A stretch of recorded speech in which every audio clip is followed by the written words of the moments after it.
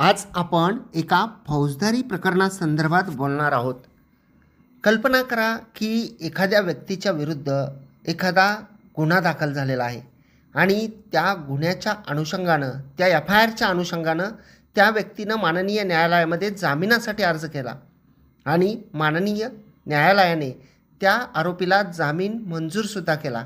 केसचा तपास पुढं चालू झाला आणि केसचा तपास पुढं चालत असताना पोलिसांनी त्या गुन्ह्यामध्ये आणखी एक जास्तीचं म्हणजे ॲडिशनल जे आहे ते कलम वाढवलं, जे कलम दखलपात्र आणि नॉन बेलेबल होतं. चार्जशीटमध्ये जेव्हा एखादं दखलपात्र आणि नॉन बेलेबल कलम जेव्हा वाढवलं त्यावेळी जे पोलीस आहेत ते त्या आरोपीला कलम वाढवल्यामुळं लगेच अटक करू शकतात का त्या वाढवलेल्या कलमाबद्दल, जेव्हा की आरोपी हा ऑलरेडी जामिनावर मुक्त आहे. आणि हाच मुद्दा माननीय सर्वोच्च न्यायालयापुढं पोहोचला.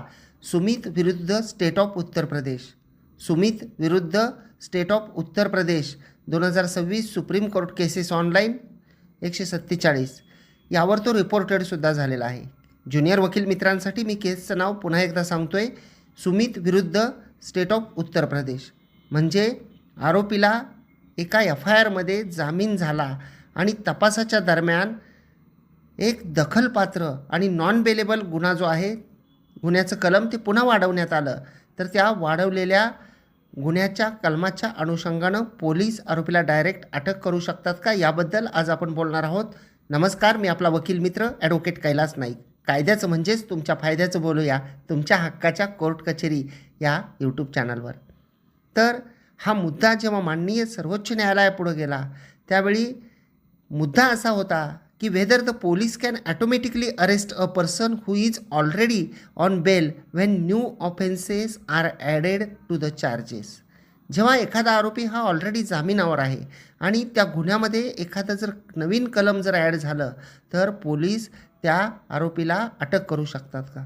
आणि या संदर्भामध्ये माननीय सर्वोच्च न्यायालयाने असं म्हटलेलं आहे की an accused who already has bail cannot be automatically rearrested merely because new cognizable and non bailable offence are added later. म्हणजे पोलीस हे कलम वाढवून अगोदरच जामिनावर असलेल्या आरोपीला ॲटोमॅटिकली लगेच्या लगे पुन्हा रिअरेस्ट जे आहेत ते करू शकत नाहीत. परंतु आता पोलिसांना त्या आरोपीकडं त्या नवीन गुन्ह्याच्या संदर्भामध्ये चौकशी करायची आहे, तपास करायचा आहे. तर त्या परिस्थितीमध्ये पोलीस काय करू शकतात, कोणती रिक्वायरमेंट लागते, तर त्या अनुषंगानं जी इन्व्हेस्टिगेशन एजन्सी आहे म्हणजेच जी तपास यंत्रणा आहे त्यांनी पहिल्यांदा माननीय न्यायालयाकडे अर्ज दाखल करावा लागतो की आरोपीला जो आहे तो जामीन मंजूर करण्यात आलेला आहे आणि त्या आरोपीला या नवीन वाढवलेल्या गुन्ह्याच्या कलमाच्या अनुषंगानं त्यांच्याकडे तपास करायचा आहे.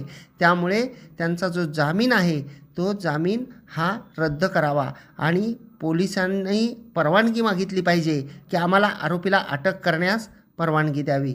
आता माननीय सर्वोच्च न्यायालयानं याचं प्रोसिजरचं क्लेरिफिकेशन देताना असं म्हटलेलं आहे की तपास यंत्रणा ह्या माननीय कोर्टाकडे जे अर्ज करायचा आहे तो अर्ज 437(5) जे आहे कलम किंवा 439(2) जे आहे जुने CRPCचं त्याच्या अनुषंगानं परमिशन घेऊ शकतात अटक करण्यासाठी. आणि जर कोर्टाला वाटलं की आरोपीचा ताबा तपास यंत्रणेकडे देणं गरजेचं आहे तर त्या परिस्थितीमध्ये माननीय कोर्ट तसा आदेश करू शकतात. आणि माननीय कोर्टाला असं वाटलं की या नवीन वाढलेल्या गुन्ह्याच्या अनुषंगानं आरोपीकडे तपास करण्याची आवश्यकता नाही, आरोपीला ऑलरेडी जामीन दिलेला आहे, तर पोलिसांचा तो अर्ज माननीय कोर्ट फेटाळूसुद्धा शकते.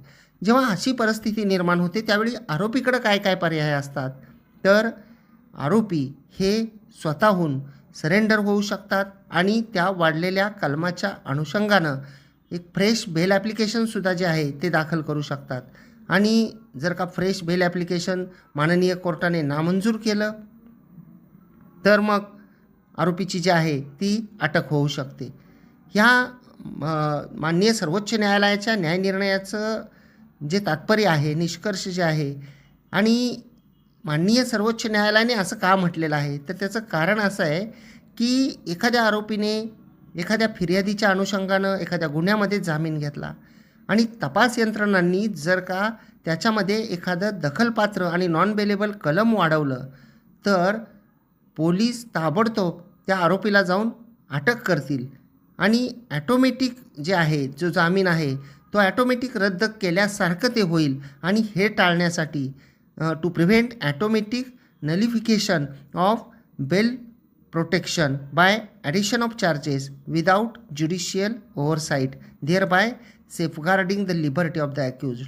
कारण आरोपीने एकदा जामीन घेतलेला आहे त्यामुळं त्याचं व्यक्ती स्वातंत्र्य हिरावून घेतलं जाऊ नये म्हणून अशा प्रकारचा हा महत्त्वाचा न्याय निर्णय दिलेला आहे की कलम जर वाढवलं आणि पुन्हा आरोपीला अटक करायचं असेल, जो आरोपी ऑलरेडी जामिनावर आहे, तर त्या परिस्थितीमध्ये तपास यंत्रणांना म्हणजे पोलिसांना माननीय न्यायालयाकडून परवानगी घ्यावी लागते. सुमित विरुद्ध उत्तर प्रदेश राज्य या केसमधील माननीय सर्वोच्च न्यायालयाचा हा अतिशय महत्त्वपूर्ण असा न्याय निर्णय आहे आणि तो आरोपीचं संरक्षण करणारा आहे. कारण बऱ्याच वेळा असं होतं की आरोपी हा माननीय कोर्टातून जामीन आदेश मिळवतो आणि तपास चालू असताना त्यामध्ये गुन्ह्याची काही कलमं वाढली जातात आणि आरोपीला डायरेक्ट लगेच अटक केलं जातं.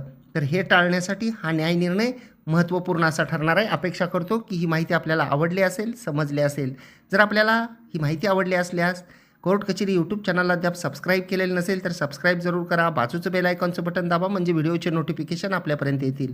आपण या व्हिडिओला यूट्यूब चॅनलवर लाईक आणि शेअर करा. आपण लाईक केल्यानंतर आपल्याला हाईप नावाचं कलरचं बटन दिसेल, त्यालाही क्लिक करा.